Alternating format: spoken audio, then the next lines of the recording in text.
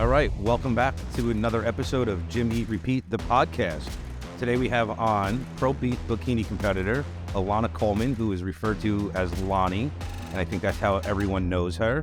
She is a relatively newer competitor within the past 3 years or so. She's really made her mark as a pro. She's done over 22 shows. I think she's won more than half of them. She's taken home a ton of prize money. And, her resume really speaks for itself. So I wanted to bring her on today and find out how she's doing all of this and making so much noise in the industry. So welcome to the show, Lani. How are you? I'm doing well. How are you?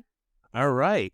Good to see you. I haven't seen you or spoken to you really since the Mr. America. How did you recover after that? It's been a moment there. October.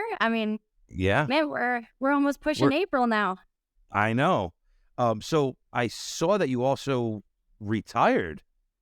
Is this true? I did retire. Okay. I haven't quite allowed myself to settle with that situation, but I definitely have decided to step away and let others take on the battle. Yeah, well, you definitely left your mark on bodybuilding, and definitely, in pro bikini, even more, because I don't know if there's a bikini competitor out there that's accomplished what you have in such a short amount of time. So you've won 10 pro shows. Yes. Yep. Like, what is that like in 2 years, right? Yeah. It essentially 2 years. COVID kind of took over a little of that area there, but I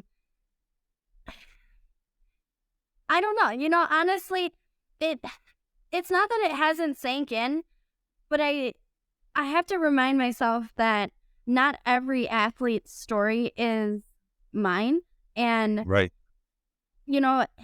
some people I wouldn't say are gifted, but maybe genetics do sort of play a little role there, but the cookie crumbled, and I just happened to be at the right place at the right time.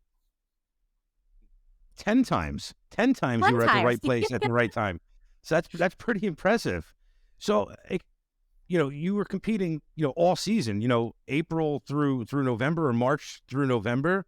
You never really lost it, right? A lot of people try to compete, throughout an entire season like that. And, sometimes they just start looking worse by the end of the year. But you came in and you've nailed your mark each and every single time. And even shows that you didn't win, you were right up there, for that win. It's not, nobody blew your doors off. How do you hold such absolutely great conditioning? Yeah. The first win, that alone, it wasn't that created the addiction. It was the first show that created the addiction.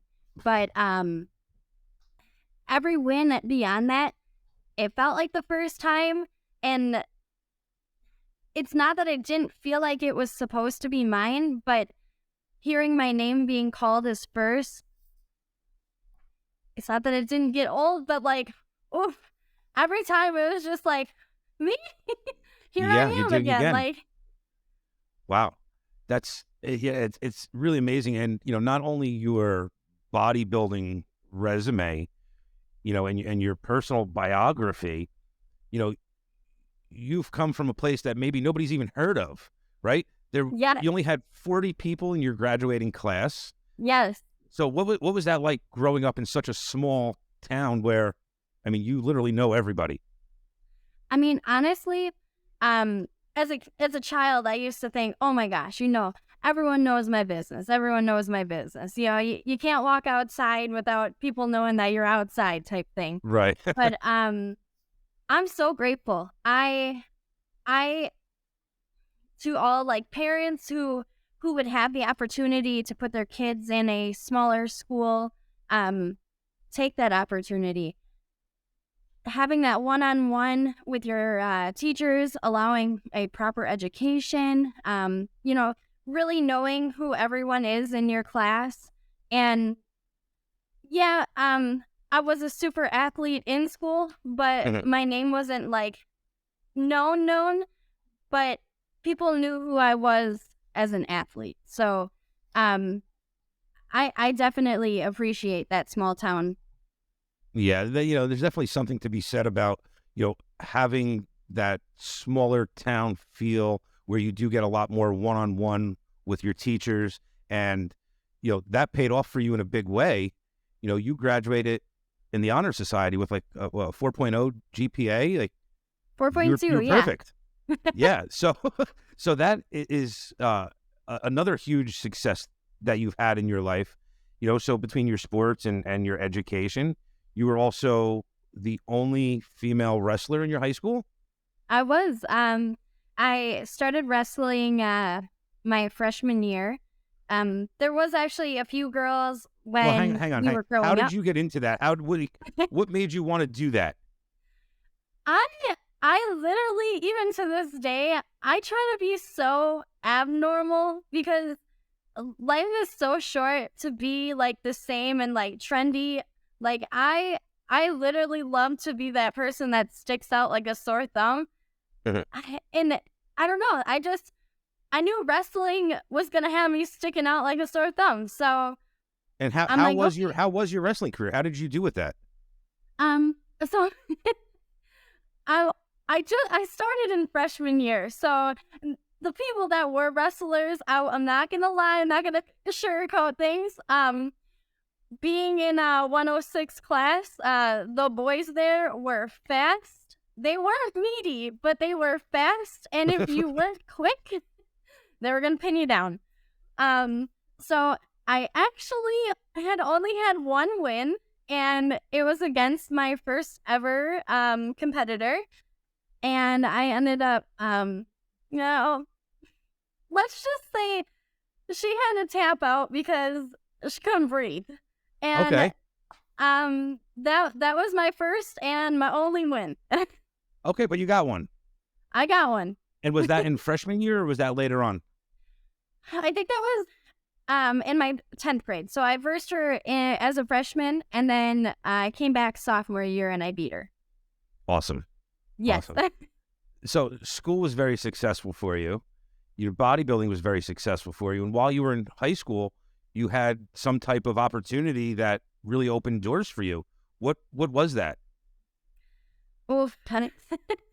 Actually, you probably don't want me to go down this path.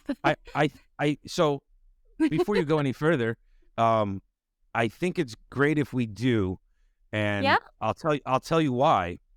There's people out there that are, trying to become as awesome as you and trying to be as successful as you, right? So from the outside looking in, people may look at Lani and say, "Oh my God, she's so awesome. She's so perfect. She has all these wins. She retired at the top of her game. Like, how did she get there?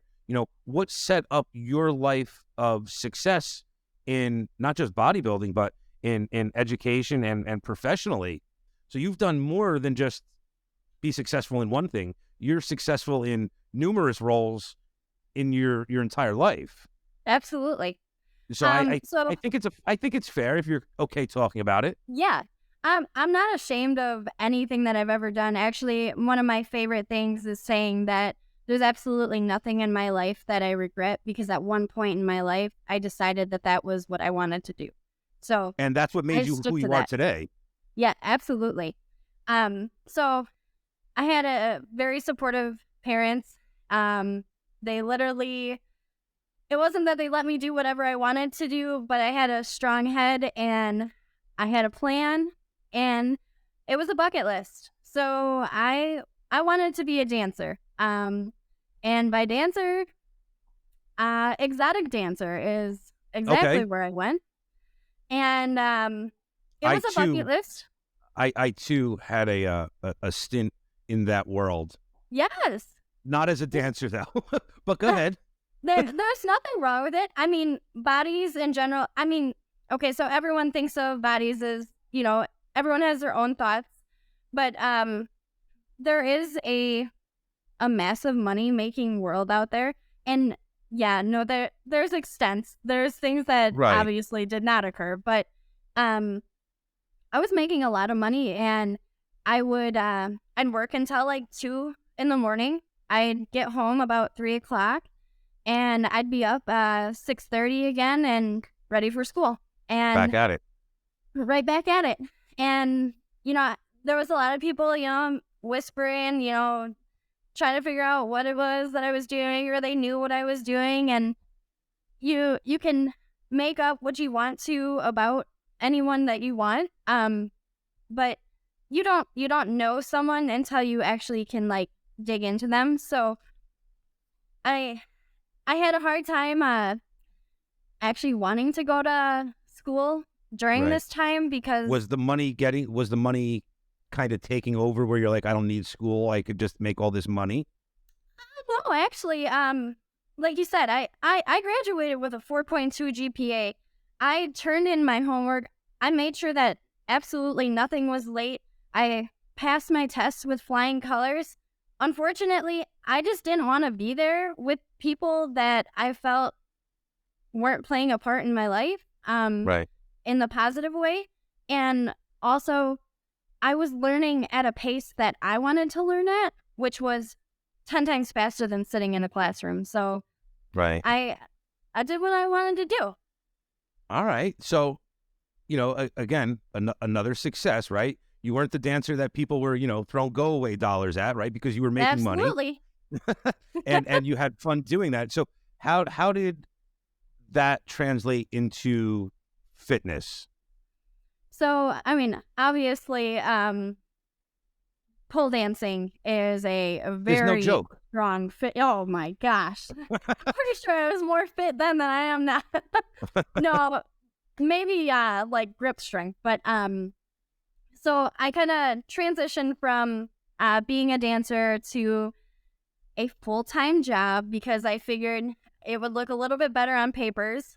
Right. But in the means of that, I gave myself a ultimatum. I was either going to choose going to the gym or having cable TV. And I was like, no cable TV, I'm going to go to the gym. So I signed up for my first gym membership at Anytime Fitness. Needless to say, I signed up for 2 years, and in that amount of time, I think for like the first like month, I went 10 times, and that was it. That was it. That was That a was wrap. it. You didn't quite find that passion that, you seem to have now and throughout your bodybuilding career right away. Yeah. What was there a switch that went off that or somebody that, said, "Hey, why don't you look into this?" Actually, so I started to implement little things in my life. At home, we had a snack drawer, and Okay. it had all like bad snacks in it. And there was just like one day where I was like, no, like we need to stop buying all these bad snacks. So, yeah, you do the dumb thing where you go to the grocery store and you buy all this healthy food, and now you're stuck with it. I have just a whole fridge full of fruits and vegetables, and I'm like, I have to eat these. Like, we weren't rich or anything at that point, but I knew that we spent the money, so we had to eat it. Right. However, it kind of like spiraled from there. So, we started implementing more fruits and vegetables, which As a slowly, family. yep. Okay. And then it slowly turned into meal prepping. And at this point, I wasn't doing like a lot of working out, but just, meal prepping, making sure that I'm bringing good food to work. And it wasn't necessarily just a cost thing, but it did make the costs of eating much less expensive. Yeah, that is one thing, initially people say, "Oh my God, it's so expensive to go into bodybuilding, all the food you have to eat." But when you're meal prepping and all of your food and your calories are all accounted for, I think you actually end up saving money because Oh all of your gosh. food is portioned out. I think that's the best thing you could do if you're actually trying to be on a strict food budget every week or every month is actually, weigh and measure all your food out. And like long run wise, all the medical bills that you're not having to expend for, I I'm glad promise I'm you, glad you I'm glad pays you off. said that. there's so many things that, bodybuilders benefit from, you know, because you're eating so healthy all the time, because you're active all the time, your immune system, is in high gear, and you're cruising through life and you're feeling great. You're Yeah, just feeling great. So physically, you're feeling great, right? And you're looking better. I know you had some struggles with OCD, you said, correct? And yeah. so how has that helped or hurt you, in life, and growing up and getting into dancing and, finally going to a gym and becoming this world champion, you know, did that play a role in it? Definitely. So, uh, I don't have the jury OCD, just so we're clear, but, Well, everybody's is different, right? yes, absolutely. As for OCD, my organization skills are through the roof, almost annoying, but it does make my life super simple. Um, I I started out with a Fitbit, and I started implementing just doing like 5,000 steps a day. And then Right, I was like, oh, that's easy, like 10,000 steps, that's easy. And I was getting like 20, 25, and it became like addictive, controlling, but right. addictive. And it made sure, I was staying on top of my game. But then I started to pull more things in. And honestly, like from, good snacks to meal prepping to steps to, well, now I'm implementing a small like workout circuit. And every single day I would slowly start to add a little bit more. And this is where It like baby became a steps in challenge to life. you. What's that? It became a challenge to you to Yeah. see that Fitbit, look at your calories burned and your Yes. steps taken. Yep. Interesting. What more can I add? What more can I add? And it wasn't, bite it all off at one time, because we know that that's impossible. You had to like slowly start bringing one thing in and then the next thing in, and then it became a lifestyle. And next thing you know, I'm doing a workout in the morning that's like an hour long. I'm having to wake up a little bit earlier, but I'm waking up earlier. They say the early bird gets the worm. I They sure That's do. me. I literally am out. I'm up at 3 o'clock in the morning every single day, whether I'm in prep, whether I'm out of prep. Like I'm constantly on the go, and that I honestly do believe is what separates the elite from even the pros. The best from the rest. That's what I like to say.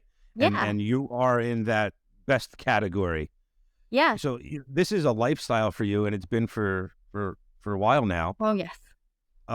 So you are retired. So nobody's expecting you to have, like a perfect glute hamstring tie-in right now. But are you still sporting abs right now? Oh yes. I'd say I would show you, but I stupidly wore a bodysuit. Yeah, well, that's not going to work then. That's not going to work. But so that's great because, so many people, when they're done competing or even just when their season is over, they really let themselves go. Yeah. And, this really is a lifestyle. I think the best competitors out there are the ones like you and like a Mishak and an Arias Norris. You guys are in shape, all year Year round, round. Yep. and I think that does make it a little bit easier going into a show because you're like, all right, I just need to tighten up, a little bit. You I don't got have to 4 weeks. undergo. Yep. Yeah, you don't have to undergo, a 20-week prep to get to where you need to be. Yeah. No, So I is that absolutely agree. are you going to try to stay in shape even though you're not Oh competing? yeah. Yeah. I see on social media you're hitting the gym. You train with Mr. America himself, Mishak. All the time. We see you have putting him through some wild circuits. How'd you get him to do that? Eh, you know, even when we're going to make the videos to get these exercises in, he'll sit there and he's like, "Come on, Lani. I can't do that." And I was like, "You can do it."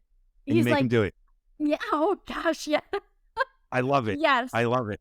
That's great. Well, who knows? Maybe that'll it may change his physique and do something different for him. Who knows? Yeah. And you grew up in such a small town, like really in the middle of nowhere, It was. and we have two of the top competitors, one of the top bikini competitors and one of the top bodybuilders, like your neighbors. How did you guys meet?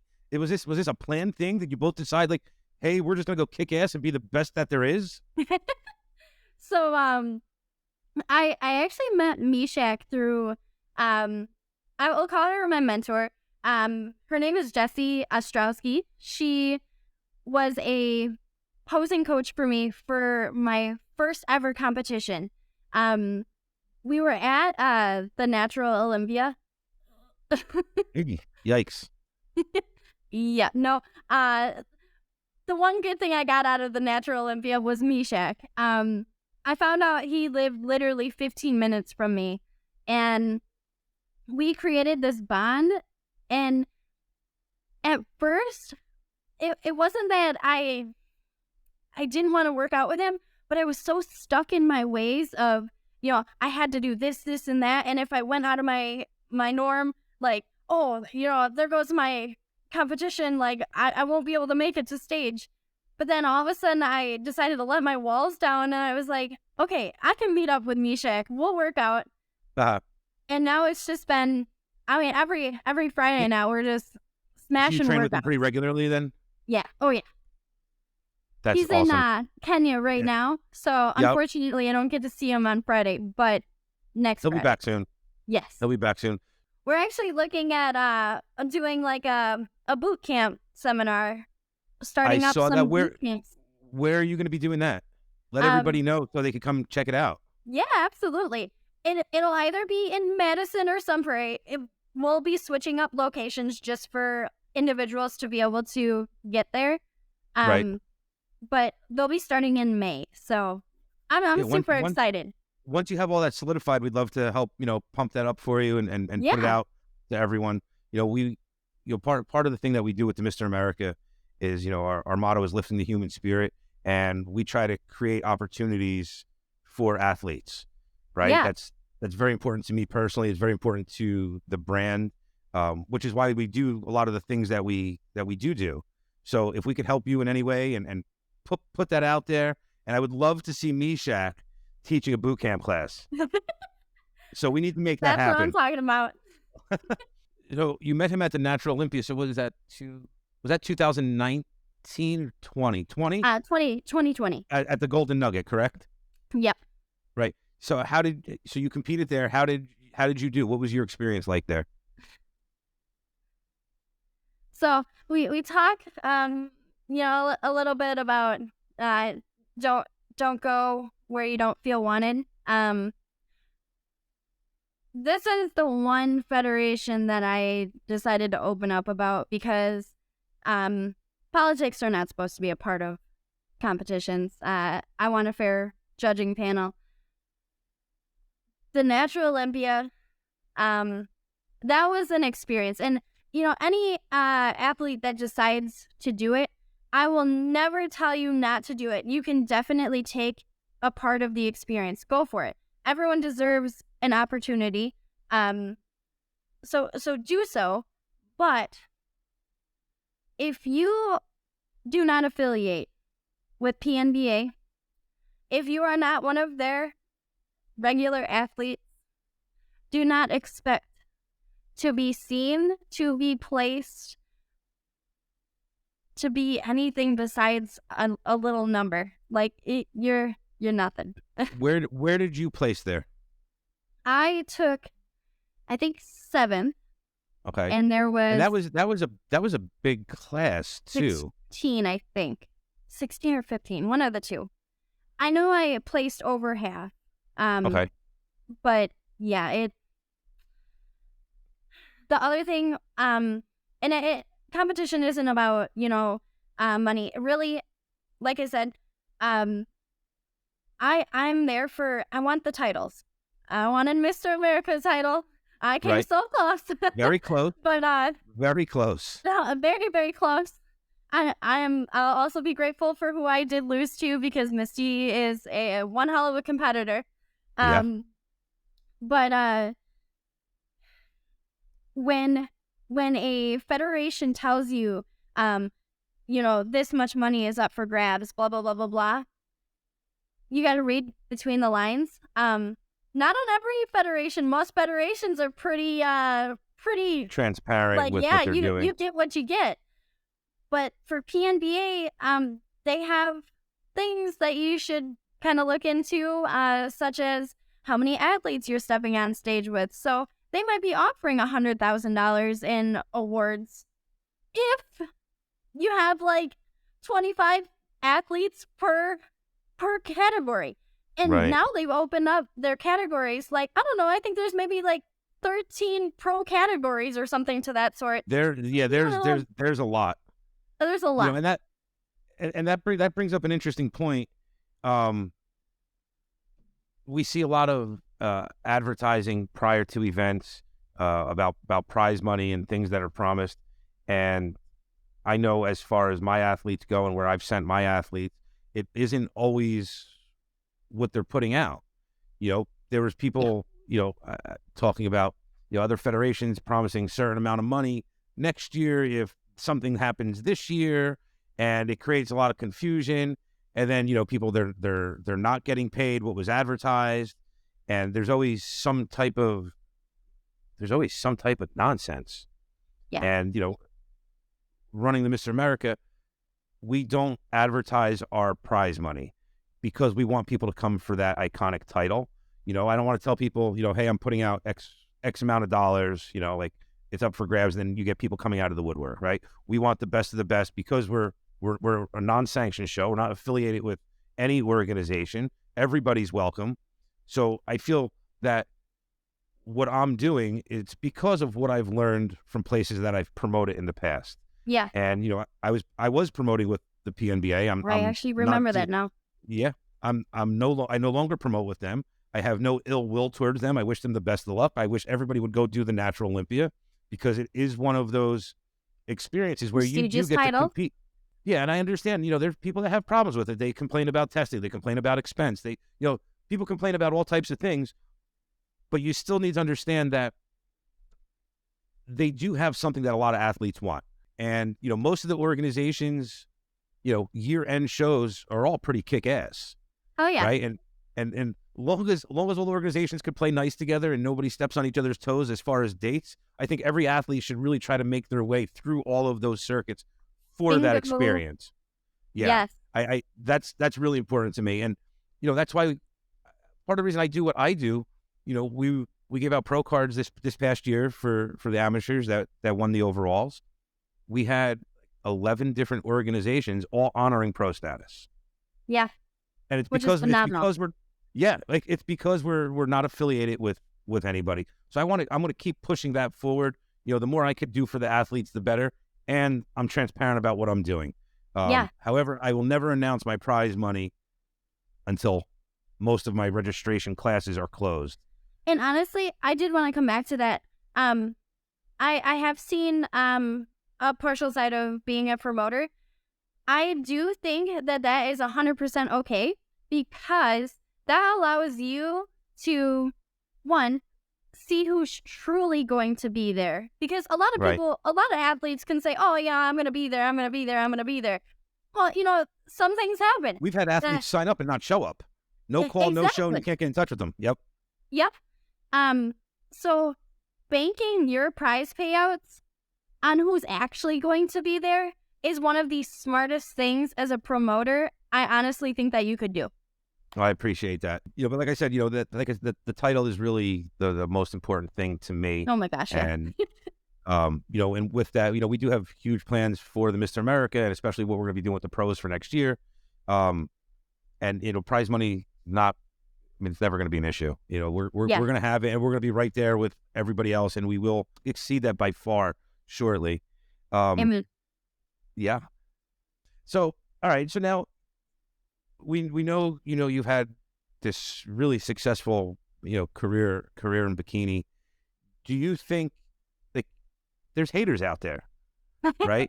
And Oh, yeah. and when you're at the top, you have people below you looking to knock you off that top ledge.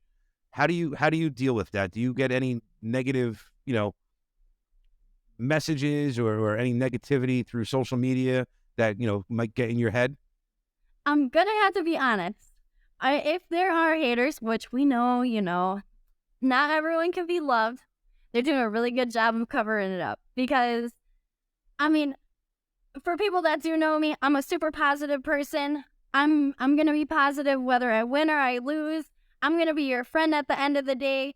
At the end of the show, like, I want to party with the people that I step on stage with. Right. So do I think there's haters? Yeah, there's always gonna be. Someone wants to take that position, and that's okay. That's okay. That's what competition is. We Right. are supposed to be there to compete with one another to make each other's life a living hell.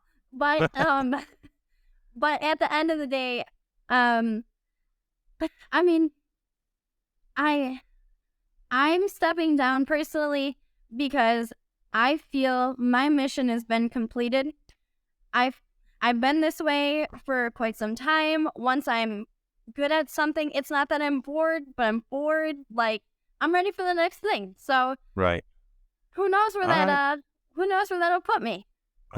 Well, only time will tell, I guess. That's true. Right. So you've competed, you've done all these shows, you've competed in many different organizations, won, the biggest titles there are in many organizations. What's that like? You're going from organization to organization, different show promoters, what are some of the things that you found work for an event or don't work for an event, based on all of shows that you've done? So strangely enough, I'm a super easygoing individual. I like to make sure that everything's perfect when I come to the stage.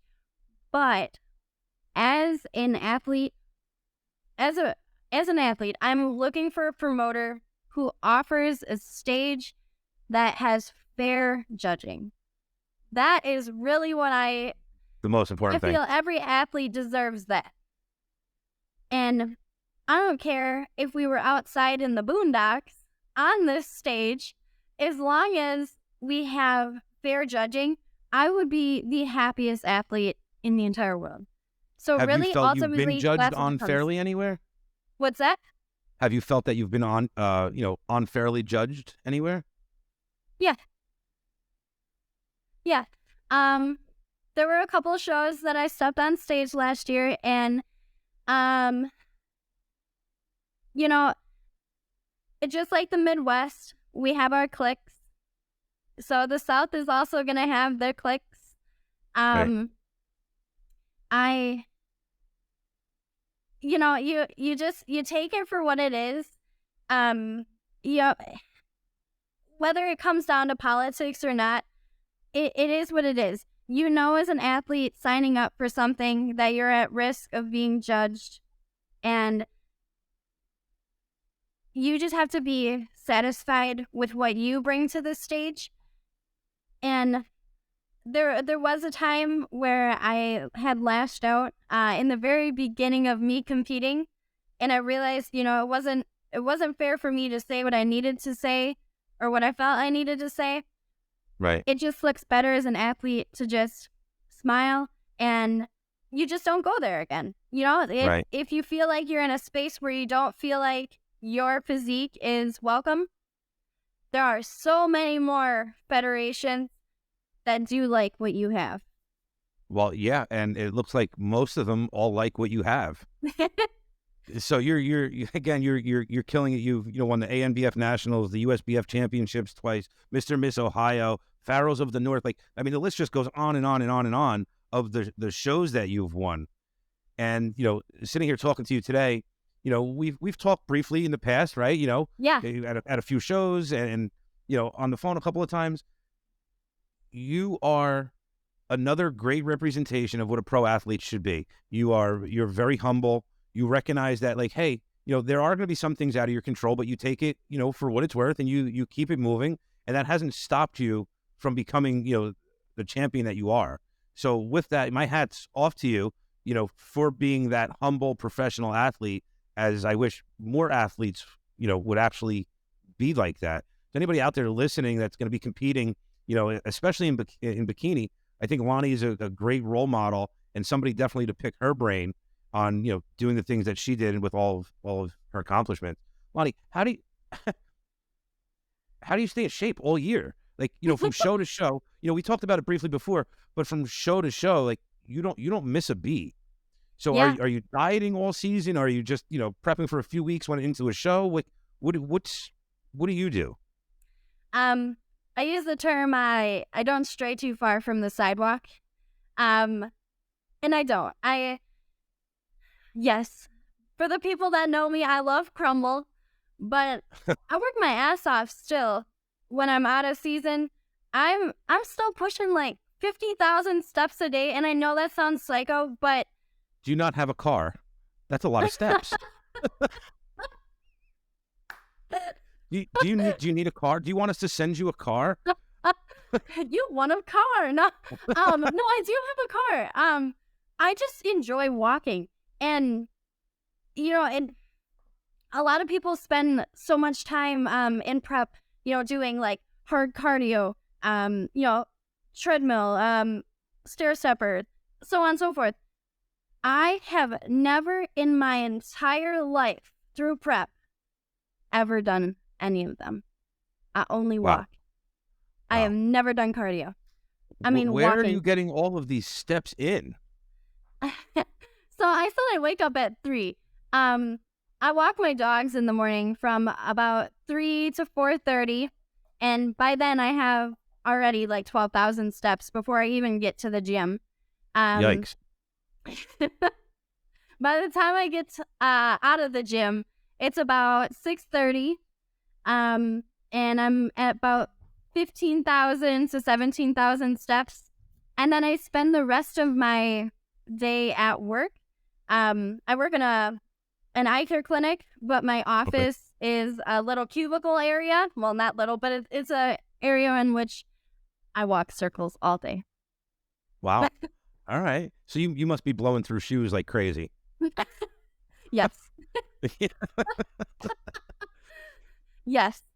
So as a bikini pro, do you feel that the bikini athletes are getting the recognition that they deserve, or do you think that sometimes bikini is looked down upon? I mean, honestly, I think bikini is probably one of like the more popular groups. We're I agree. sexy. I agree. We're beautiful and muscular.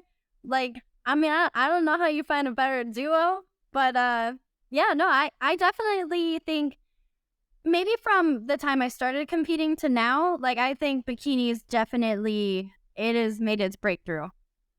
It definitely has. It's one of the larger classes, Yes. and bikini competitors do have it all. You have the body and the sass and the beauty, like everything. It's really the complete package. And bikini, even since you started, the look is always evolving in bikini. Oh yeah. So how do you you're winning so many shows, like you're just nailing it each and every time. So have you had to adjust your training or your nutrition to try to keep up with that, or do you just keep bringing your best? Even for athletes that I'm currently training, one thing I like to keep in mind is no matter who steps on stage with you, your physique will never be theirs. So you must base your physique off from your physique.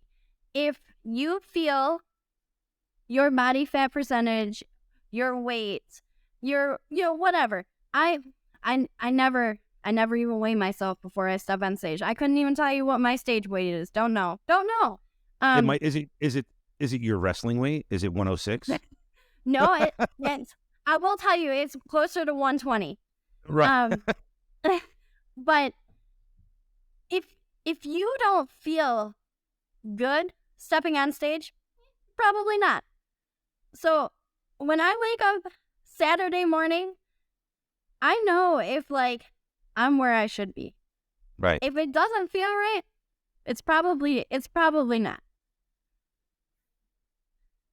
That is, really good, because, so many people, they're jumping on the scale and all week, going into a show saying, hey, I know, my last show I won and I was 122 pounds. I need to hit 122, and they're 123 or 124, and they're like, oh my God, my whole day is off. My peak week was wrong, and I didn't do enough, and they start second guessing themselves. Where you seem to, I don't want to say never have that problem, right? I don't know how you feel when you get up and put your suit on, but every time you step on stage, you have such confidence. And, I've been noticing that, when not everybody has it, but the top competitors all walk out onto stage owning the stage. They come out with the attitude, I'm here to rock. Everything's perfect. Nothing could ruin my day today. Yep. And do you purposefully go onto stage, or do you just feel that? So confidence and not cocky. Always walk onto stage as if you won the title. Those are a couple things that I play in my head. But when I do step on stage, it's a dominance thing. Like, I want your attention, and I will do what I need to feel I've brought that attention. So, yeah, no, it's definitely a mental process. But when I'm there, I make sure it's like I'm there. I'm there. Yeah, you're on every time. I haven't seen you not on. And win or lose, you're just there. You're killing it. Thank you. And only the top athletes are really actually doing that. So I really think that may be the separation point between first place and fifth place. Because in so many of the shows now, they're so competitive. First, second, third, so many times could go so many different ways.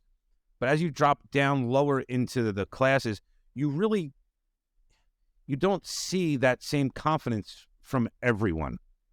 I would agree. Yeah. So guys out there, fake it if you have to, but you come on stage and you show that confidence, it really does put you in a whole new light. Yeah. So that's a great tip. It's great to hear that you're saying that. And, our last guest, same thing, Shannon Kelly, she comes out and she owns the stage, right? And she comes out and commands that attention, and you do the same. And, I'm noticing that trend. The people that don't command the attention aren't getting those top placings. Yeah. So way to own it. So you're a big fan of crumble cookie. If you could have only one crumble cookie, what would it be? Fried ice cream. Fried ice cream. That's the one. Hands down, the best cookie. It is so good. All right. Great. Well, Lani, thank you so much for being with us tonight. Thank you. We're definitely going to come back and have you on again. I think there's a lot more that people want to know about you, and on a personal level and a professional level.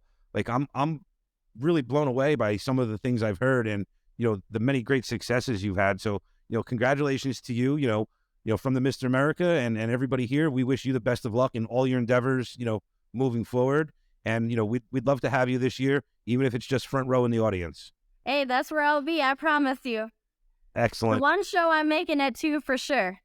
All right. Nothing's going to stop you, right? Nope. Nothing. Awesome. I already have it blocked off. Perfect. Did you book your flight? I don't have that booked. I haven't decided if I'm going to drive or not. Maybe I'll walk. Right. Well, I mean, you probably could in probably like 2 days, the way you're moving around every day. We should Google how many steps it takes to get from there to Atlantic City. And then I think you could do it. I think you could do it. I guarantee you I could. All right, everybody, thank you for listening. Be sure to check out Lani and, her boot camps when they're coming up. We'll be sure to post them, and I'm sure she'll be posting them on her Instagram. Just as a reminder, October 6th through 8th in Atlantic City, New Jersey, Mr. America All-American Sports Festival. We'll see you there.